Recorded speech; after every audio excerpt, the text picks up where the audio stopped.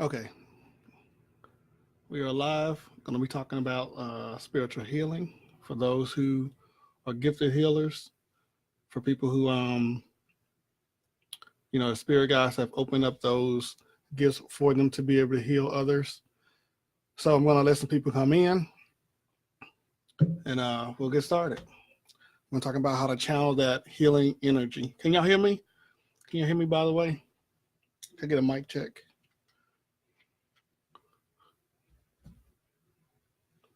What's going on, Amy? Somebody can let me know if they can hear me. Give me a mic check.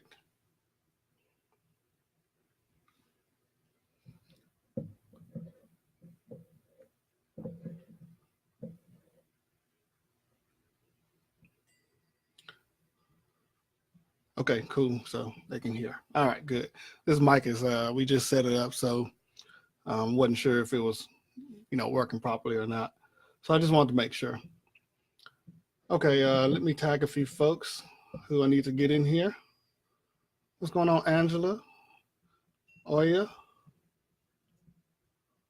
Courtney, Miss McNeil, Ashley in his piece. All right.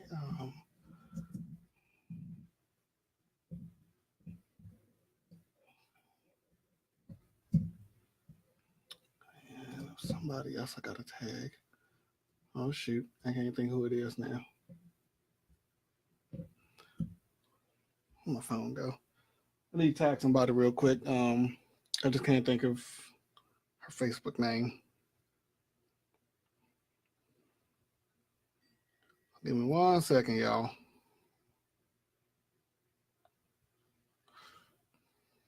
Oh, there it is. Okay.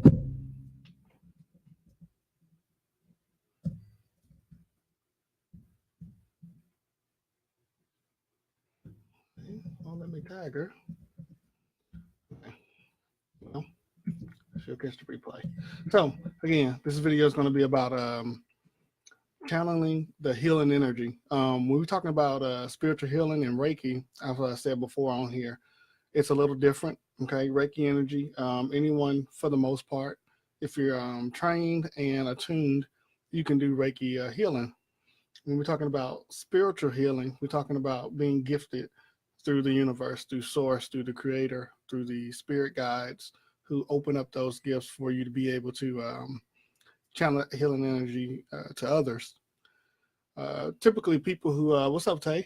Typically people who are spiritually gifted with healing, physical healing, their hands get hot, their hands tingle a lot, especially when they are around someone who needs healing.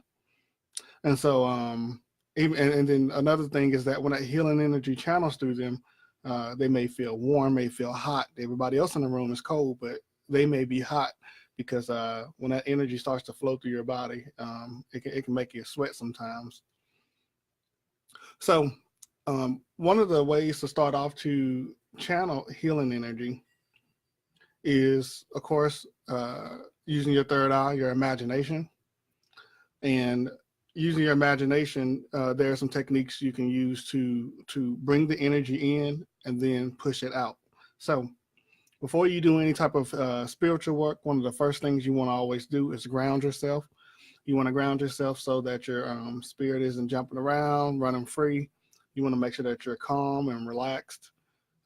So you want to ground, and then you want to protect, and then you want to start channeling the energy. So to ground, there's many different ways to do it. This is one of the ways I use to do it. It's one of the ways I do it. Is I imagine the earth, the entire globe, or we ain't gonna get into that now. I just imagine the earth, and I imagine my feet all the way up to my knees being implanted into the earth. So if the earth was like this big, my body sits on top, and I dig myself in all the way up to the knees. Sometimes I even go to the waist, depending on the person I'm dealing with. Louis, I'll answer that question for you when I get to that about what happens when you touch somebody and if you're receiving their pain. It's actually about grounding, what we're talking about. So when you ground, now what you're doing is you're setting the intentions that any bad energy You're going to allow that energy to push down to the earth, and then you're going to, the earth is going to convert that energy into love and light energy, healing energy, and recycle it back into the universe to be reused. Because as we know, energy can't be created or destroyed; it can only be transferred. So and converted. So we'll transfer and convert that love and light, or that bad energy, to love and light energy, healing energy, so it can be recycled back into you and to the person you're working with. So again, grounding yourself, a good easy technique. Imagine the ground, bury yourself up to at least knee deep, but you can go all the way to waist deep or however you feel. And then that'll help push bad energy you're receiving from the person you're healing back into the ground versus staying inside of you. Now, I do forget to ground sometime when I'm healing folks, and I'm telling you, it's a really bad repercussion when you forget to ground, because whatever negative energy they have in them, it gets stored into yourself. And then I got to shut down, got to shut the house down. We have to go around and sage, because sometimes if it's really bad, your body can only hold so much energy. So then at that point, that energy leaks out, and then it's going to go wherever it needs to go. And so grounding, you always, always, always want to do first. And if you forget, then always just stop what you're doing, go back, plant your feet, plant your legs into the ground, symbolically, and you'll be able to ground yourself. No, you didn't miss it, Tally. We're good. You didn't miss it. Okay. So now we got the grounding part out the way. Now we can talk about how to channel that healing energy, that spiritual energy, that love energy. Because you can do love and light energy the same way. You can do healing all the same way. So the first thing you want to do is, after you grounded yourself, you want to imagine the healing energy, whatever color that you want to use to be symbolic for healing. Some people use white, some people use purple. So it just depends on what resonates with you. If it's a purple, healing is the color, then let's just use that. So the first thing we want to do is we want to imagine your legs and that healing energy spiraling from the ground, from the earth, because the earth can also provide healing energy, spiraling up all the way up into your solar plexus. And we know the solar plexus sits right beneath the chest, the upper abdomen, where the navel is. So you imagine that healing energy, and you imagine it until you feel it. So even though your mind can move a lot faster, that energy can't always move as fast as your mind. So you're telling yourself, you're imaging in your head that energy just spiraling between the legs, coming all the way up. And then you continue to do that until you feel that energy reach the solar plexus. And then when it reaches the solar plexus, then you do the same thing from the crown chakra. You bring that healing energy spiraling in into the crown chakra, all the way down until it gets to the solar plexus. Once you feel both energies meet at the solar plexus, you're then going to imagine, you're going to use your third eye, and you're going to imagine both energies intertwining and making a sort of a mixing, so to speak. You're going to mix the two. Okay. Once you mix both energies, then you're going to of course, using the third eye, you're going to tell your third eye is going to tell you to push that energy out the shoulders, and then you're going to continue to push that energy down all the way until it gets to the hands. And then when it gets to the hands, your hands should be tingling, and they may even get warm and get hot. And so this is a good technique to practice every night for at least a week, until you become proficient in channeling spiritual healing energy. Again, everybody won't be able to do this. Doesn't mean someone's better than the other. We're just all gifted with different gifts, depending on what our mission is and our role is on this planet. Okay. So for those of y'all who are spiritual healers, again, you can try this technique. Once your hand starts tingling, put it in a place on your own body that may be in pain, so you can feel how the healing energy feels when it's leaving your hand, going into someone else. You can feel it on yourself. So practice every night for the next 5 to 7 days, okay? Channeling that healing energy. You can possibly get warm and get hot. You may even, I get a light sweat sometime when I'm doing live Reiki on somebody, like when I'm with someone, because that energy comes through and it's hot. It's coming straight from the universe and the earth. But it's very powerful too when you do it that way. Okay. All right. Let's go ahead and go into some questions and answers. I'll go ahead and start with the first question I seen was, what happens when you feel somebody else's energy or somebody else's pain when you touch them? So one thing about feeling other people's pain when you touch them, it has to do with again, not being grounded and not pushing that energy, uh, you know, to the ground. Okay. So you can also set intentions in yourself to not feel their pain. You can tell your higher self, I do not want to feel this person's pain or anybody else's pain when I touch them. If you're just touching random people and feeling their pain, then you definitely have to retrain your higher self to not do that. And again, the higher self is going to be, that's going to be your biggest advocate besides your spirit guides, because your higher self is you. Your higher self is the one that lives lifetime after lifetime after lifetime and adjusts as you adjust when you're alive on the planet. So tell your higher self, look, I don't want to be walking around. I don't want to be picking up on people's energy. I don't want to be picking up on people's pain. I want to turn off, and I only want to pick up when I am ready to pick up. And then your higher self would, take that in, and then your higher self will start to adjust. And then you'll start to close yourself off from just randomly picking up people's pain and energy. Okay. So that you will work with the higher self. We talk about the spiritual guides, and we talk about the uh, spirit guides and guardians and stuff like that, but we don't talk about the higher self enough on how much your higher self can really, really, really do for you. She says, even when I even when I ground myself, I still keep the pain for a couple of days. In that case, you may want to take a spiritual bath. Run a tub with some sea salt, with a lot of sea salt, and you might want to soak in it for about 20 to 30 minutes and allow everyone's energy to just kind of just, come off of you. Let that salt water pull that energy off of you and then drain it. Because what I think, what I'm getting that's kind of happening is it's not all of their pain. Some of their pain is mixing with your own, and then it's amplifying the pain that you already have. And so that's what I'm kind of starting to get. Somebody's trolling with the somebody's trolling with the emojis. Probably Empress. She'd do something like that. Um, so I hope that answers your question. I would say take a spiritual bath so you can reset your energy, kind of start fresh. And then once you take that bath and so, take all that extra energy off, you should be able to start fresh without soaking in people's energy. Okay. So if anybody have any questions, go ahead and post them at this time, and I'll get to them. Go ahead and comment.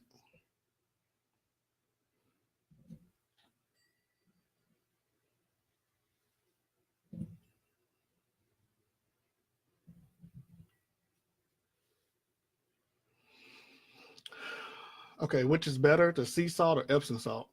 When it comes to cleansing, and this is personal, I always feel that the sea salt is much better than the Epsom salt.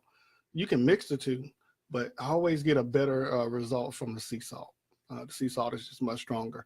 You don't have to go all out and get some really expensive sea salt either. You can go get some off-brand sea salt, just as long as it's sea salt. Okay, Himalayan sea salt works really, really well. And then even so, when you put your salt in there, you can add other things like lavender. You can add bubble bath. You can do whatever you want to do to make yourself comfortable when you're doing those spiritual baths. Okay.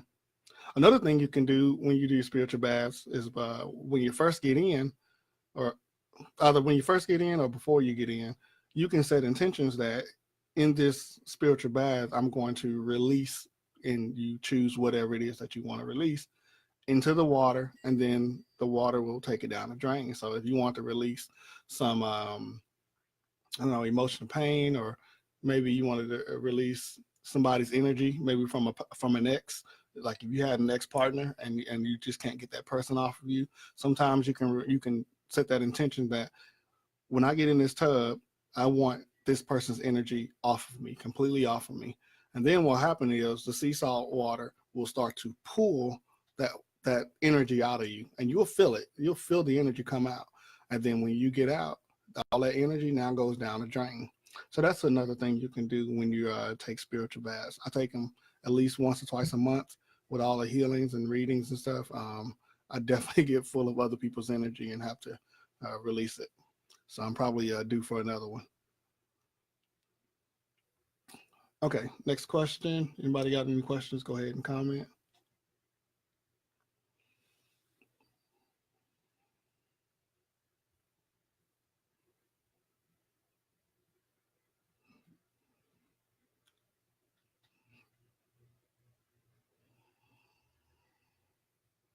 You know what? I need to back up.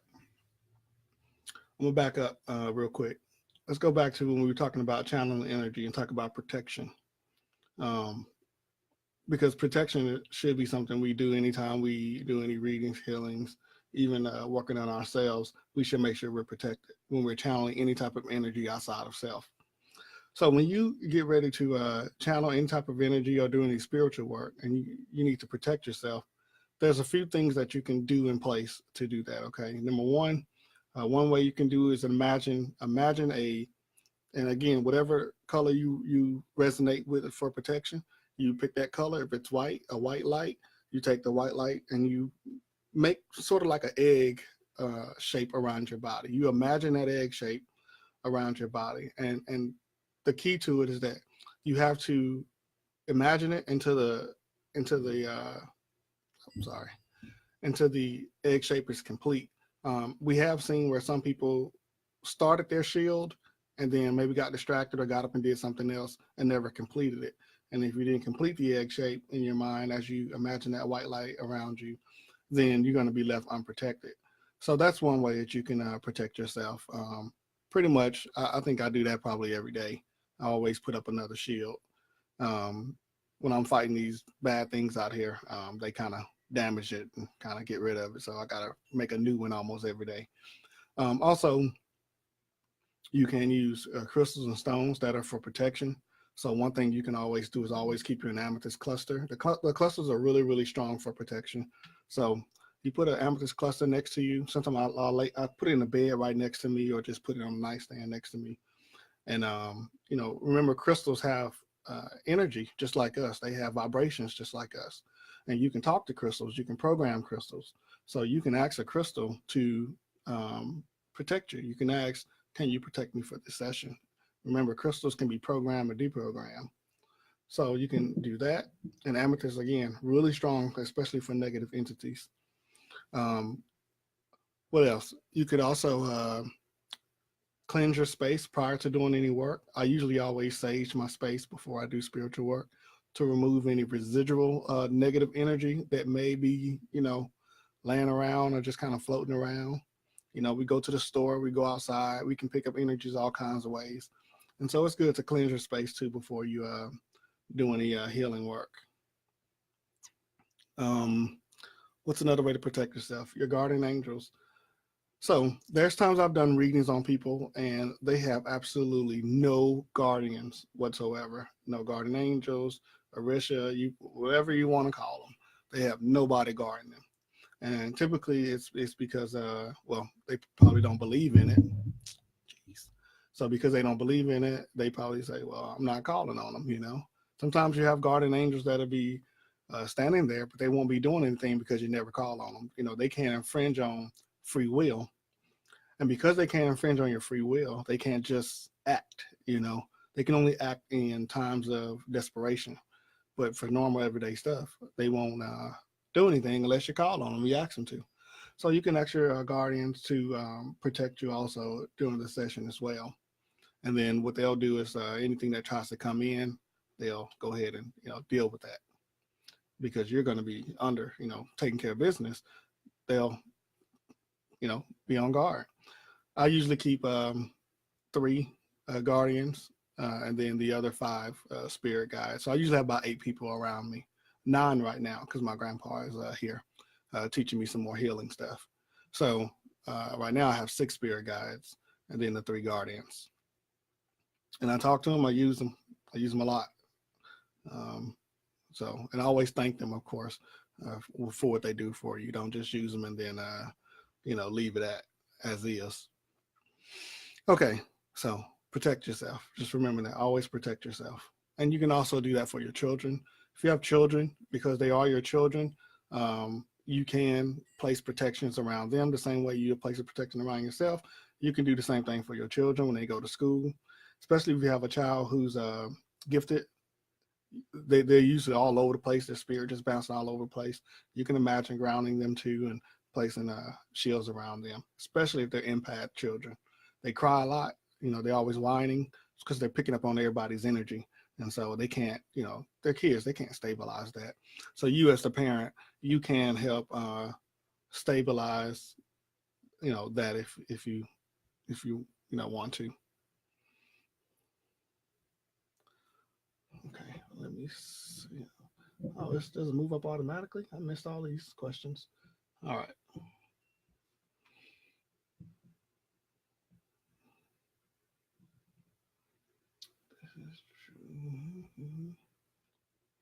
What if you're dealing with someone who has, say, cancer, for example? Is there any special cleansing you would do? Now, the thing about cancer, right? Because I've worked on a few cancer patients. You can contain the cancer to keep it from spreading. You can work on the symptoms from the cancer. You can, basically repair what the cancer has been damaging. But it's almost kind of impossible. And I won't say it's impossible. I'm only saying that because I haven't been able to do it. But it's kind of hard to be able to completely eradicate it with the energy work. But I have been able to stop it from growing, like stop the cancer from spreading. And I have been able to definitely help the symptoms. And you would do it the same way you would do any other healing, nothing specific. Now, you got to remember, when you're talking about healing, it's all about the imagination, right? It's all about the third eye when it comes to that. So if you're trying to work with cancer cells, you can imagine the cancer cells breaking down or maybe breaking up. So there's some techniques you can do depending on your imagination to work with it. I just can't honestly say that I've completely been able to make somebody cancer free, but I have been able to contain it from growing, and I have been able to deal with the symptoms from the cancer growing.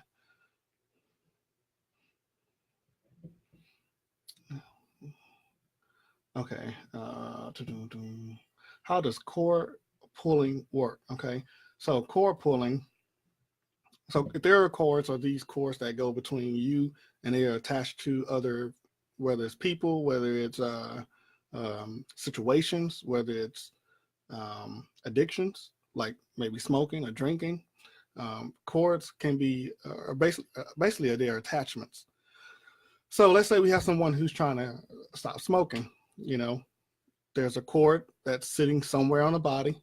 It's usually a black cord. If it's a bad cord, it usually looks black, unless we highlight the cord, like certain cords, and then we can turn them into certain colors so that we only want to pull those cords. And again, you use your clairvoyance, your third eye, to see where they are, or you're using your clairsentience, which is being able to feel the cords, which is mostly what I do. And then when you feel it, then you can go in there and pull them out. And so this is where the higher self again comes in. I use my higher self a whole lot when I work, because the higher self is you. So I imagine myself standing in front of that person. I have a bed I put them on. And then as I walk through the body looking for the cords, when I find them, I pull them. I grab the cords and I start pulling them. When I did a live Reiki session, or a local Reiki session last weekend, there were some clients who had cords in their lower abdomen that were really, really big. And it looks kind of crazy because people see you standing over somebody and you're taking your hands and they see you pulling up and they're like, what is he doing? It looks like you're not doing anything. But the person that I'm working on, it's like, oh my goodness, it feels like you're pulling this big, cord out of me. They can actually feel it coming out. I see it with the third eye, but the eyeballs won't actually see it. And so so to pull them out is actually just that.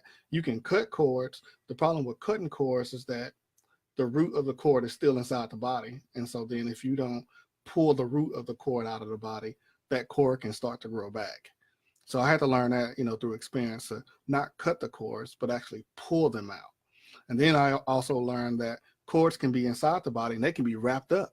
So let's say you have someone with trauma, with emotional trauma in the lower abdomen, it can go all the way to their lower back. And so when I start pulling those cords from the front, sometimes I can feel them. They're coming from the back, from their back all the way to the front. And it can be like, seems like miles and miles of a cord sometimes. And then eventually when I feel that that cord is no longer there, then I ask my spirit guide to give me confirmation that I got the cord out. And then I get rid of that negative energy and I send it away. I send it to a portal, basically, just like they show me in the dreams. I send it to the portal and throw all that negative energy through that portal, so it's not just lingering around the house or lingering around me or the other person. So you don't just pull it, you pull it and then you get rid of it, you dispose it. So that's pretty much how cord cutting works, cord pulling works. It just depends on the person's gifts, if they're gifted enough to actually see or feel those cords to pull them out. Let's see. Hope I answered your question, Bella. Andrea said my aura is beautiful. I don't know what it looks like because I'm really not good at auras. But one of my daughters, who's 15, she would always say my aura shows all the chakra colors, just changing really fast. I don't know what it looks like now. That was back then.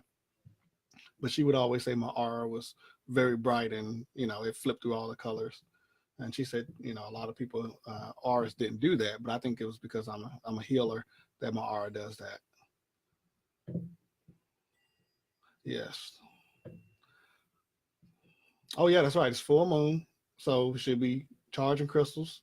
Okay, putting them in that moonlight, getting that moon energy to charge those crystals back up. How do we get more in touch with our guides? Honestly, it's as simple as really asking for them. You know, asking, you know, who are my guides? Can you make yourself known, make yourself present?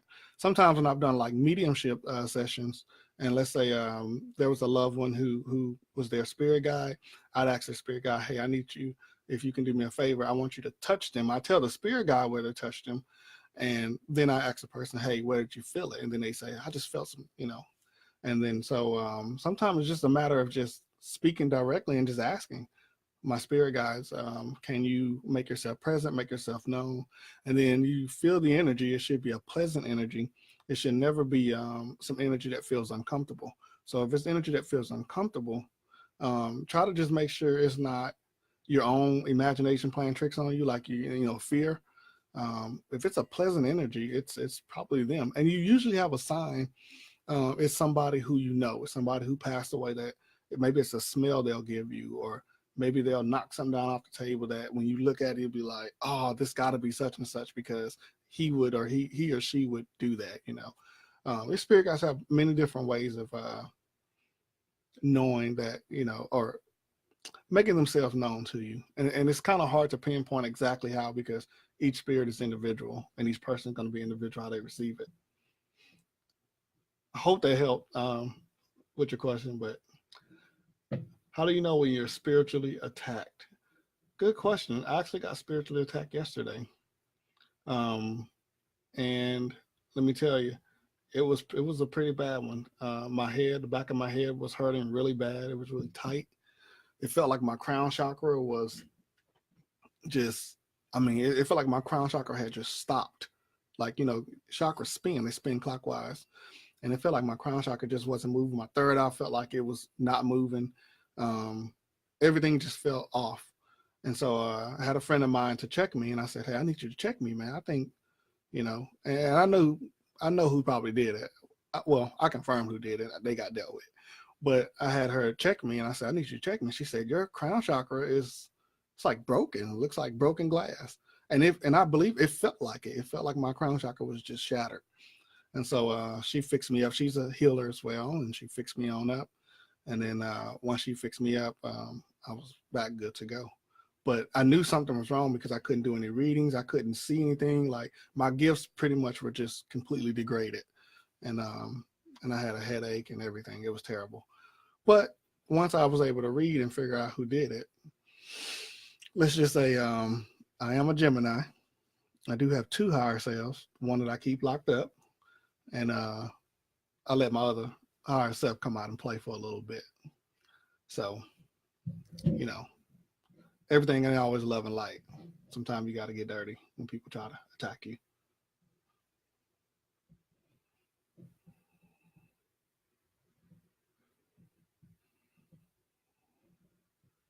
Okay, guys. My guys are wanting me to do healing. I need work on that more. You know, this year, and people who've been following me for a while, in the beginning of the year, I remember posting at New Year's that this would be the year of healing, self-healing. And again, you know, these visions and messages come through dreams mostly, that this year will be that. You know, last year was like the year of the awakening. A lot of people was awakening into their spiritual gifts last year, or finding out that they were spiritually gifted. This year is going to be, you know, it was going to be the self-healing. That's why a lot of people are trying to get rid of old baggage and all that. Now, the first half of the year seemed like a lot of people was doing a lot of dumping. And then this part of the year, second half of the year, it seems like a lot of people now who are healers, who are gifted healers, they are starting to come into that. Their spirit guides is now doing a mass push that if you're a spiritual healer, we need you, and we need you now. And so there's a big push to get more healers in the world, because we gotta clean it up, you know. And the only way we're gonna do that is having gifted healers go in, pull cords, balance chakras, heal the body, heal the soul, heal the emotions. And so I'm not surprised that a lot of people have been getting this overwhelming urge to start doing healings. So, you know, if that's you, I'm gonna continue to help teach this over time, and we'll go from there. Whoever's trolling, if y'all can see who that is, I can't tell who it is. Please let me know so they can be blocked. I got a whole list. I got a whole block team, spiritual block team. Deal with that. So you're gonna need another core pull. I can believe that. Okay, Bella, got it. Tangi's gonna reschedule. Okay. White aura. Oh, she's saying my aura is white. Okay. Oh, you know what? I have been told that too. I have been told that my aura was white. I usually put that white protection around me. So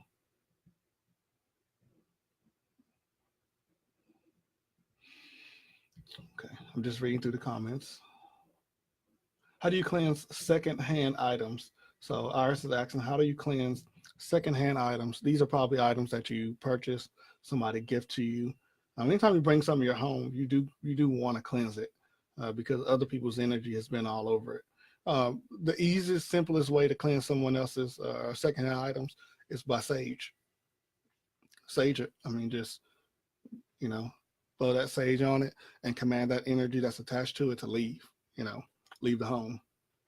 That's the simplest way. Now, if this is like a small object, let's say it's a piece of jewelry, then you can sit it in sea salt for overnight, and by the next morning, the sea salt would have drained all the energy off of the piece of jewelry, and then you can get rid of the salt, because the salt is going to hold the energy. You don't want to keep the salt. You want to get rid of that.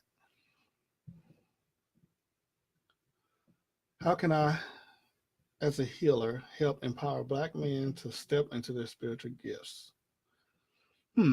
Well, one way is going to be cord cutting, cord pulling, pulling cords of fear, and that's really men and women alike. But cords of fear has a lot to do with it.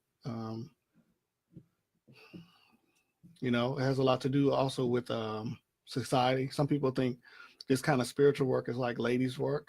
You know, when they think of a witch, they automatically think of a woman, right? So a lot of people, a lot of men, really just about changing the mentality, changing the focus, and saying, look, you know, we're healers too. We're gifted too. We're readers too. We're mediums. We can be all the same thing.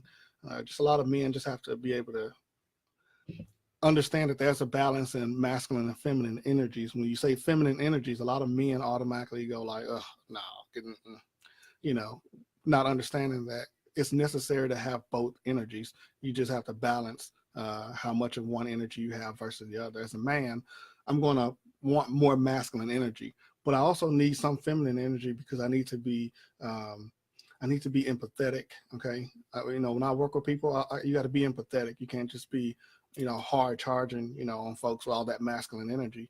You have to be able to soften up a little bit to deliver the message sweet, to deliver it delicately. I ain't gonna even try the word again.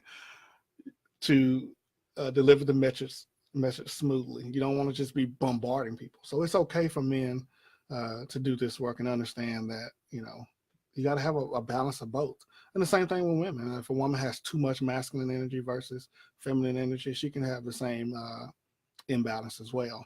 So my take on it is also seeing examples of other brothers doing it. They'll step back and say, well, shoot, okay, well, maybe it doesn't look as feminine, as they may be thinking it's looking. So seeing other men do it should help too.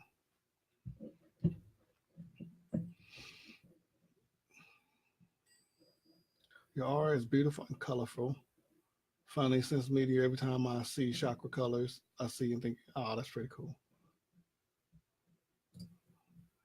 My brother just won't let me. Oh, my brother won't just touch me. He will make my muscles tremble. Yeah, some of us are pretty strong when it comes to healing. Yeah, some of us are. I know I put people to sleep all the time. People always crying when I'm doing local sessions. This lady at the last one, she said, "Are you paying people paying you to make them cry?" I'm like, "No, it's just when I'm pulling those emotional cords out, the emotions, they can start feeling the symptoms."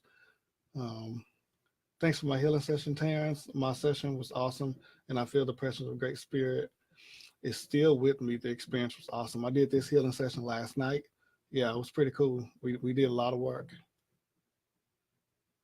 Who we got to make disappear? Yeah, I don't know who's trolling. They can. That's all right. I can use my board and I'll figure it out, and they can be added to the block list. What do you do when spiritually attacked? They always go for my heart chakra. Well, first you fix it, right? And then you put in protection. So this time what I did was, again, using the third eye, using imagination.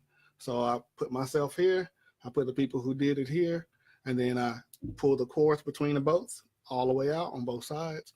And then I put up a barrier. So if I'm here, they're there. I put up a barrier in the middle, and I made sure it was thick and hard, like steel, like it couldn't be broken through. And I put up a barrier, and then I imagine if they were to create another cord to me, what would happen was I put a mirror on their side, so that mirror, that cord would come to the mirror, to that partition I put up, and it will reflect. So I created a barrier that they can no longer send that energy to me. It'll just go right back to them. And then also Sesame, well, I keep that to myself because again, I'm a Gemini, and when people want to play, I'll play. I send some other energy to them too. So hopefully they get the hint and say, okay, well, let me just leave this brother alone. Because I don't like, hurting people, of course. It just, you got to protect yourself. And some people out there want to stop you from working. So put up a barrier that with a mirror on the outside. So when their energy come in, that mirror reflects it back to them or away from them, just reflect it from you. And if you're always getting, if they always attack your heart chakra, then it's probably somebody who may be jealous of maybe a relationship you have with somebody else. And then because they're jealous and envy, they're trying to stop you from being able to love. So they're attacking the area where you would love. Yeah. And you might got somebody that's jealous of a relationship you have.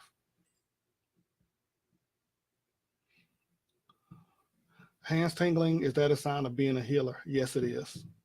Yes, it is. She says she's a Gemini too, don't like the other side coming out. I'm telling you, I keep him locked up, but when he comes out and play, somebody's going to get hurt. If I can inflict healing, you don't think I can inflict? Okay, just saying. People slow. They'll test you.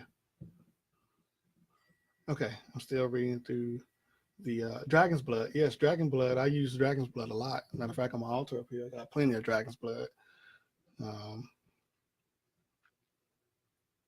Why is it that healers leave an imprint on their lovers and never let go? Well, that becomes the healer. Okay, there's some people that you're with that you are only supposed to be with them to help them heal and not get any closer than that. But sometimes we think we're supposed to be with that person, so we end up leaving that imprint because we mistake it for maybe it's supposed to be love, when really all they needed was healing. And then you have those same people, after you heal them, they'll bounce. And you'd be like, I did all this for you and you gone now. It's because you were only supposed to heal them. So as a healer, again, you have to detach yourself. Okay. You can do it symbolically. You can do it however you have to with your higher self. Detach yourself from people that you heal. Sometimes I have to even go back and cut cords between me and a person I healed, because depending on the situation, if it was something that was so bad that maybe I got so empathetic that I started to allow myself to feel their emotions and all that kind of stuff, I have to go back and cut cords between me and them so I don't continuously feeling their emotions and leave my imprint. So it just depends on the person and the situation. What does it mean when you look at a person and your third eye starts to, lack of a better word, vibrate? Interesting. And I don't know the answer, so I'm not going to even try. Don't know. I never looked at somebody and had my third eye vibrate. So I don't know. Maybe Spirit will have to, fill me in on that, because I honestly don't have an answer for it. But I'm sure it's a good thing if the third eye is vibrating. So, right, it's such a touchy topic for my men clients. Thank you. Yeah, and I get some fellas who come to me and get some healing work done and get some readings too. Not as much as I would like to see. Not as much as I would like to see. But I do get some that come.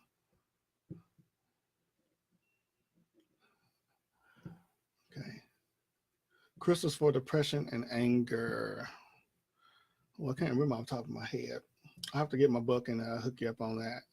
But I can't remember off the top of my head, because I'm used to just pulling anger cores out and pulling out, depression. So I cannot remember off the top of my head which crystals and stones does it. Jealousy is ugly. Jealousy is one of the chords. That's one of those energies that it's almost as bad as hate.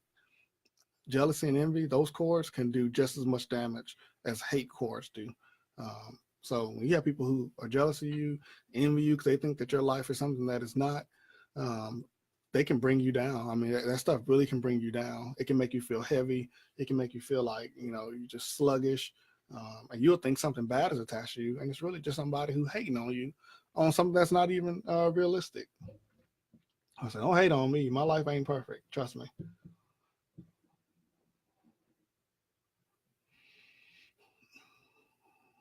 I'm just reading comments, seeing what questions we have.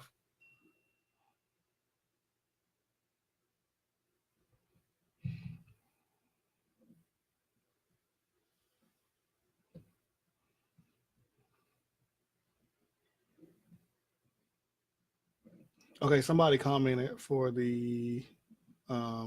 depression, what stone or crystal they use. And then somebody said rose and amethyst, maybe. Yeah, amethyst is a really good stone for a crystal for a lot of stuff. So definitely that. Rose quartz. Most people look at rose quartz as a love stone, when rhodonite to me is a stronger love stone than rose quartz. Rose quartz to me is a better healing stone.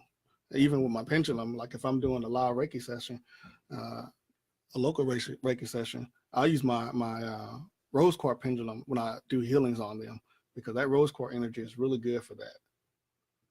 More than love.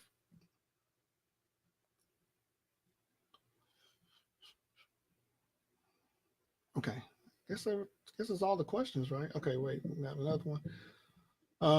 How is the best way to get started on your Reiki journey once you realize you're a healer? Well, okay.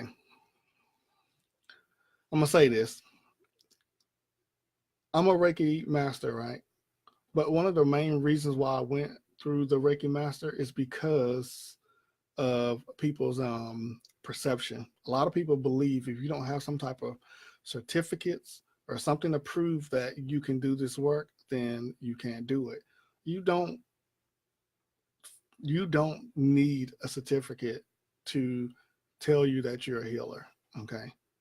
I was doing chakras. I was doing a lot of healing work before I even thought about going through a course. But I would get questioned, well, how do I know you're real? How do I know that you know what you're doing? How do I know? And so that was one of the reasons why I ended up going through the Reiki course to get a certification. But honestly, I was doing all that stuff way before I even knew what Reiki was, because African spirituality is what I always studied. It's always what I studied.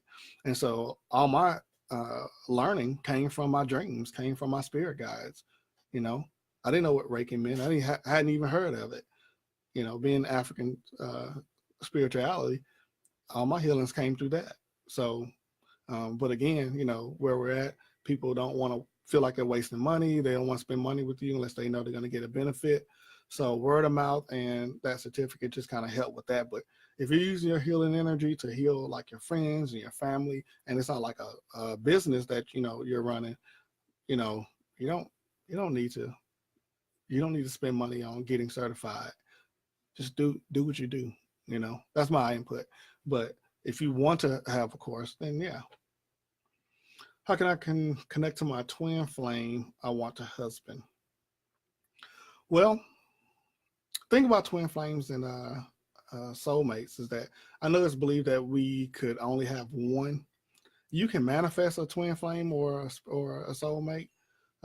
There's always multiple. Like nothing is ever set in stone. There's not always just only one person. Maybe in this lifetime, if one of your twin flames or soulmates you didn't get to meet, there's always another one that you can manifest, you can create. You can ask your spirit guides to help line you up to be with that person.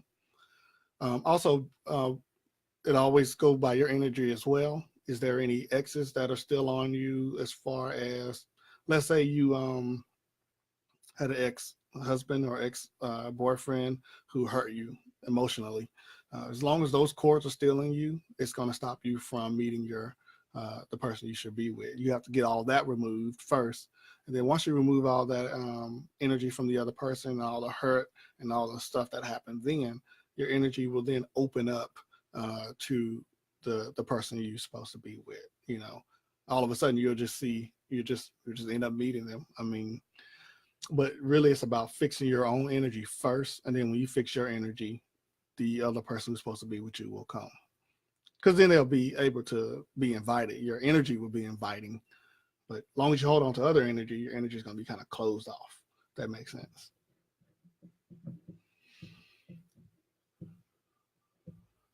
Exactly, Bella. Yeah.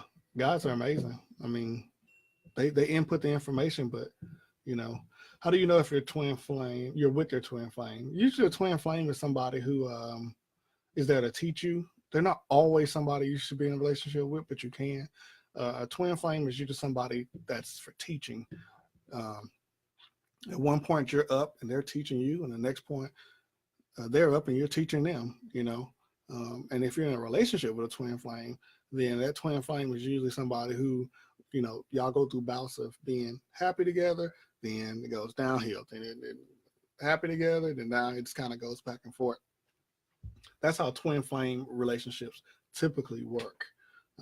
But it's more for teaching. It's more for teaching. And you can have people who, you can have somebody who not only is your twin flame, but also your soulmate, like combined. They can be combined in one. So you'll have that too sometimes. But that's how you kind of know the relationship kind of goes up and down, and you teach each other. You both grow together. Y'all grow. And so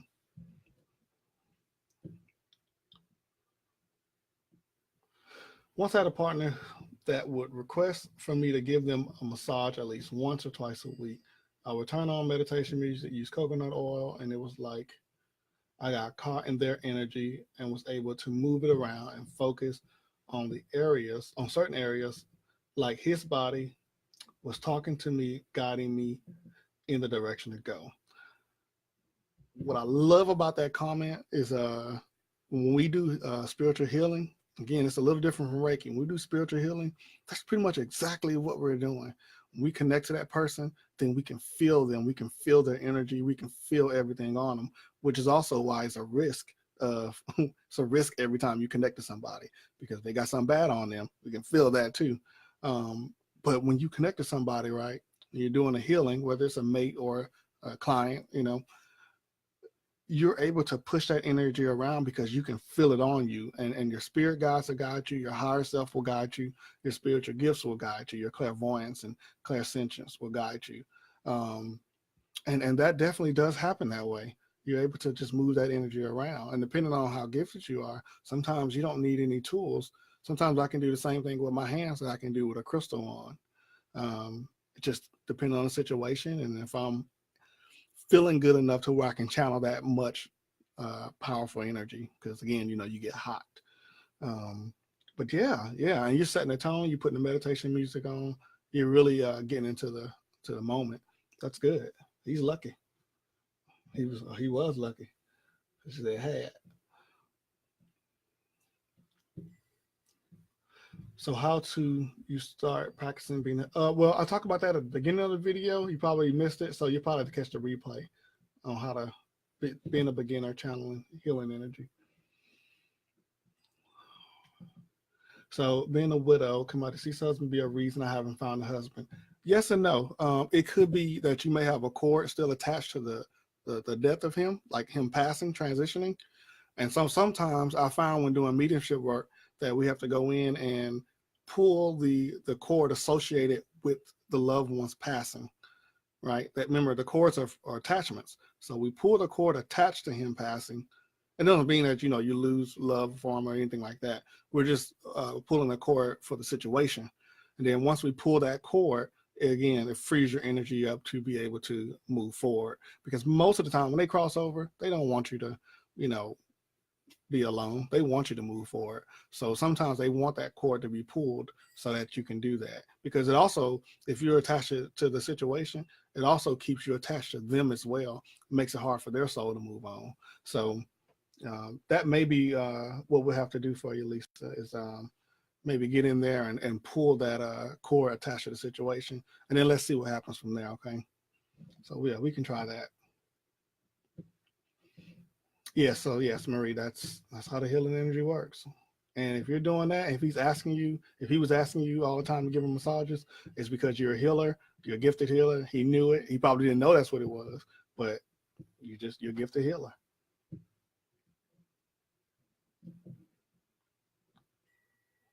Sacrifices, yep. It's a sacrifice. Every time we connect to somebody, we're putting ourselves at risk. What's the best combination to wear as an empath? Amethyst and black tourmaline, because you need to protect yourself from bad energies.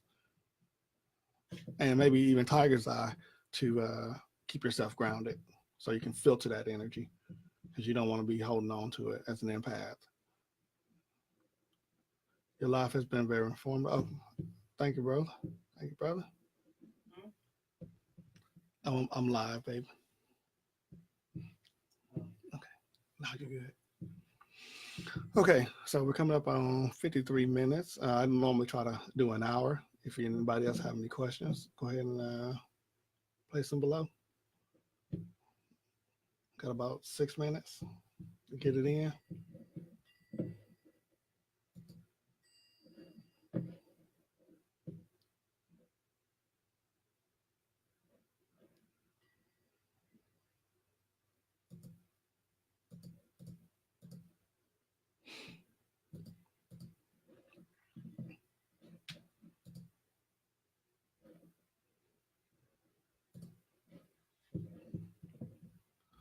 Thank you so much for making me be still. Great video. I don't know how you be still because oh yes, hematite. I forgot all about hematite. Great grounding stone. I even have it on my staff. I don't know why I forgot about hematite. I even keep hematite on the staff. Dang, thanks for the reminder. Yeah, I'm surprised you be still because your comments, Mary, I know your energy just be all over the place. Has Reiki changed your life? Yes.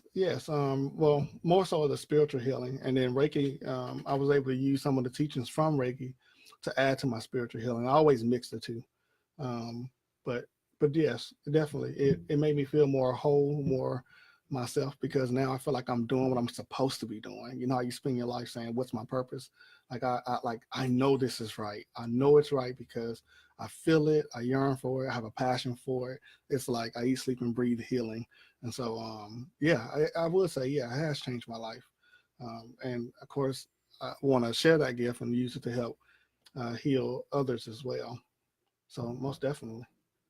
Do you do couples healing? I can do couples healing. Yeah, I can definitely do couples healing. Generational curses. Generational curses are passed down, of course, generation to generation. They can go back a long time. I've removed some that went back all the way up to like 10 generations. And sometimes when they go back so far, you can't even tell how they got there. You just know that, spirit shows you depending on how you see images. Like for me, they'll usually either use a hand. They'll say like they'll put up a five, so it'll be like 5 generations, or they'll put up a number like on the flash card and be like three. They'll show me three. So I'll say okay, 3 generations back, and then they'll confirm it in my right ear. So you can uh, when I do readings on generational curses, that's how I find out how far they go. Then I find out which side of the family they come from. Again, all about the imagination, right? Spirit will show you what resonates. So you think of the restroom, the female and the male restroom, how they have the signs on them. So they'll show me both, and then they'll show me a line going to the one that it's coming from, or lines going to both of them. And so I know, okay, come from the mom's side, come from the dad's side. And then once you remove a generational curse, then the person that you removed it on and all generations below them, so their children, grandchildren, future children, they will all be free from the curse. So it's always good to remove it from the highest living person, and then it will automatically remove under everybody affected underneath. Only thing about it though is that you have to go back and cleanse everybody who was affected by the curse, because each person then might have an entity attached to them per curse, like per person. So then you got to go back and cleanse everybody, and that's a lot of work. It's a lot of work. That's why it's not cheap to get curses removed. For me, it's $90 because that risk. I've been scratched. I've been bit. I've been, you name it. I've had entities do all kind of stuff, and so yeah, nah, that won't be free. Couples, okay. You're welcome. I like coming live with y'all.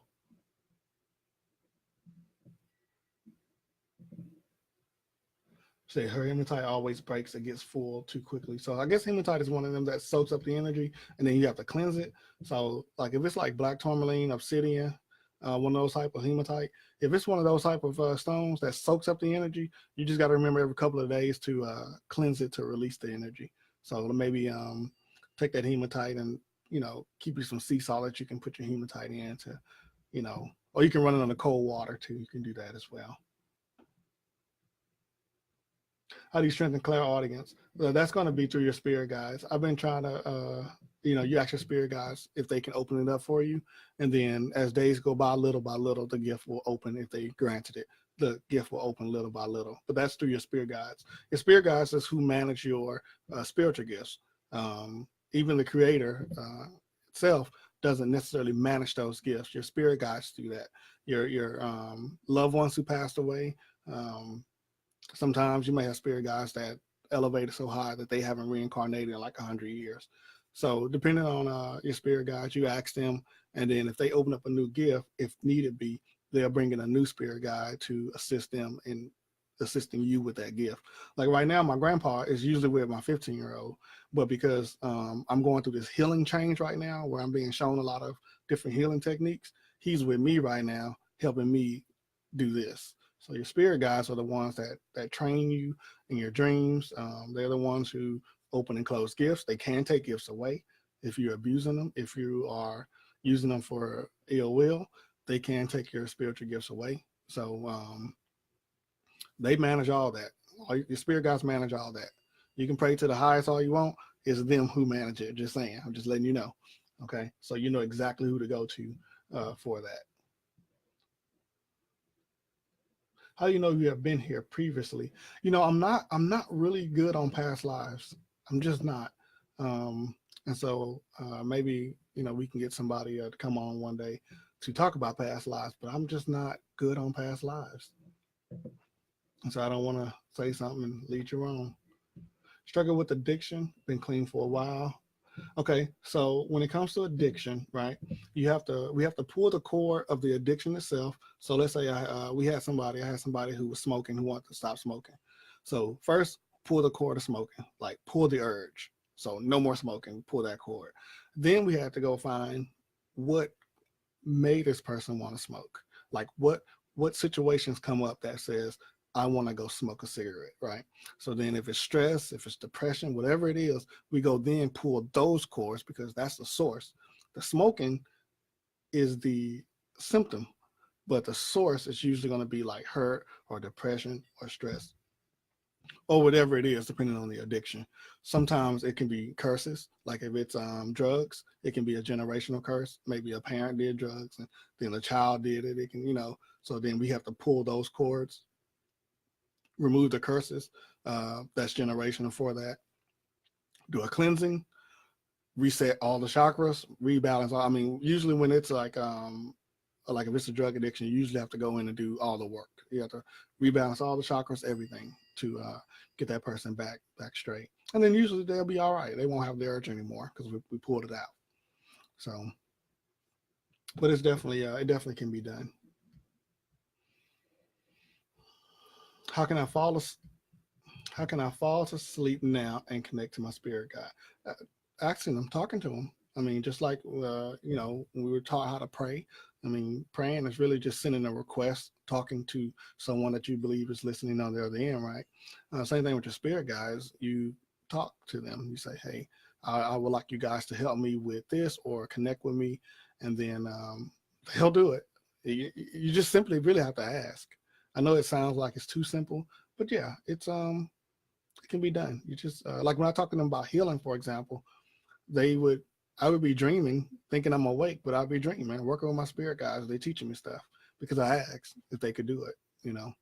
So that's what you do. Just talk to them. Okay, Tara. Yeah, we'll definitely work together soon. Then, can you tell who are your spirit guides? Sometimes yes, and sometimes no, depending on the person's gifts. Like sometimes I can connect somebody and they'll say, "I want to know who my spirit guide is," and then it'll come. It'll be like, "I'm getting this aunt on your dad's side," like it'll just come. Sometimes I'll get a name, but it's hit and miss though. It's really hit and miss when it comes to helping people understand who their own spirit guides are. It really is, because the energy you're not familiar with. When you're a medium and you're talking to somebody else's spirit guides or somebody's spirit, somebody's loved one, you don't know their energy like you do. You don't know their energy like the person you're talking to do. So it's hit or miss. I can't say I can always guarantee I can find them. Sometimes I can, sometimes I can't. But again, if you ask them to show themselves or give you a sign or they usually know what to show you, or they know what to show you to know, so you'll know who it is, because you know them. So, and then if you're really, really clairvoyant, then sometimes you could just see them. My wife, when my grandmother came, my wife was like, "I see your grandma," and then she started telling me she's talking like this, she's doing that. I'm like, "Oh yeah, that's my grandma," because I know my grandmother's mannerisms, and because I knew my grandmother's mannerisms, that's my grandma. And so just like when I did a mediumship read with Lisa, I was like, "Look, I don't know if this your mom. I don't know if she would say this," and I started saying some stuff. She was like, "Yep, that's my mom. This is what she's doing. Her facial expression." She was like, "Yep, that's my mom." So it's hit or miss. Sometimes you get it, sometimes you don't. Just depends. Heart chakra block. Any advice? You can focus on that heart chakra for for about a week. Like when you do chakras, you focus on just one at a time before you go to the next one. Um, or you can ask a healer to open it up. We open and balance it, because you can open the chakra, but you got to make sure it's not too open. So you can either do it yourself, maybe using some meditation, or you can ask a healer to, we go in there and open and balance it for you. They come in your dreams, or she smells her dad. Yeah, smells, taste, dreams. Especially for me, it's dreams. It's like, man, I don't even feel like I sleep sometimes because I'm doing so much work in my dreams. They were showing me how to use my staff one time in my dream. It was awesome though, but I wake up feeling like I haven't slept because I was working the whole time I was asleep. Yeah, that was really good working with your mom. She's pretty funny, Lisa. Yeah, she was cussing and everything. Spirits are funny. They're going on the other side. They still got their same mannerisms. So that was pretty funny working with her. And then when she was tired, she was like, "Hey, bro, we got to wrap this up." Because, they're using a lot of energy when they come talk to us. When you call on a loved one, it's a lot of energy they have to use to do that session. She was like, "Hey," she started showing me those images. Like, we wrap this up, man. So that was pretty cool. Can I read what others' gifts are? Most of the time, yes. Most of the time, yes. If I'm in a session with somebody and I'm connected to them, I usually can read what their gifts are, and then I let them know what those gifts are. But just like anything else, it's hit or miss, right? It all depends on how my chakras are. My chakras are aligned and balanced. So as long as my energy is good and I'm aligned and balanced, I'm usually able to be able to read that person and tell them what their gifts are. So yeah. Oh, Bella. So Bella, you go through that too, huh? In dreams, wake up tired. You've been working the whole time. I've removed curses in my dreams and everything for people. Not even intentionally. It just happened. Like I end up standing in front of like a council, and then it's like I was explaining, like this is why I'm helping this person, and it's like I was getting permission, and so I've done all kind of stuff like that in my dreams. So okay, so I've been on here an hour and 6 minutes, pretty long. Didn't expect to be on here that long, but I appreciate y'all, communicating with me, asking good questions. Um, again, for those who came on late who wants to know about being healers, how to channel healing energy, catch the replay. Go back to the replay. We talked about grounding yourself, talked about channeling the energy, and we talked about protecting yourself while you are doing your work. So go back and catch the replay. I think about the first 20 minutes, we talked about that. And then we went into some questions and answers.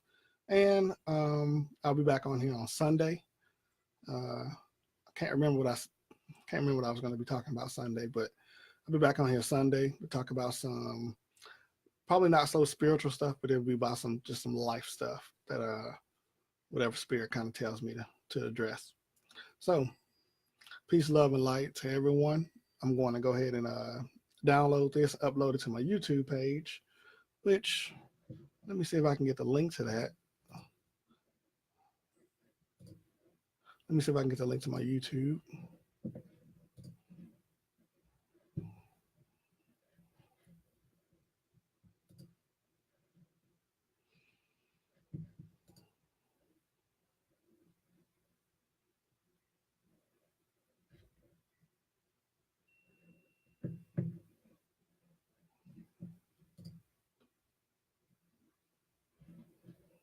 I figure out how to share it.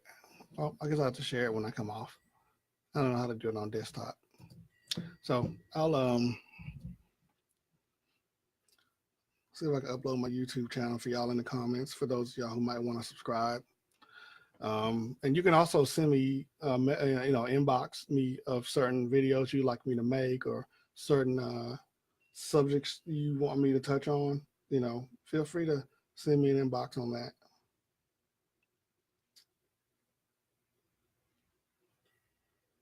Okay, I'm going and putting the link right now in the description, okay?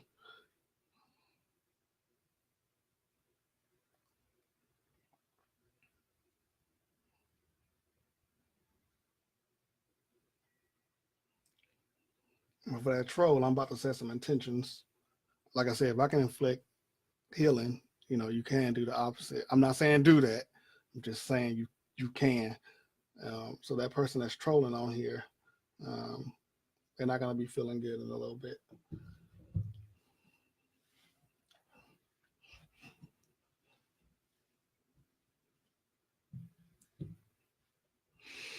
All right, those intentions have been sent. So whoever trolling, hey, I don't know who you are because you won't show yourself. So I can't help you. I can't make it stop because I don't know who you are. So it is what it is. Peace, love, and light to the rest of y'all, though, and justice to the other ones. And I'm out.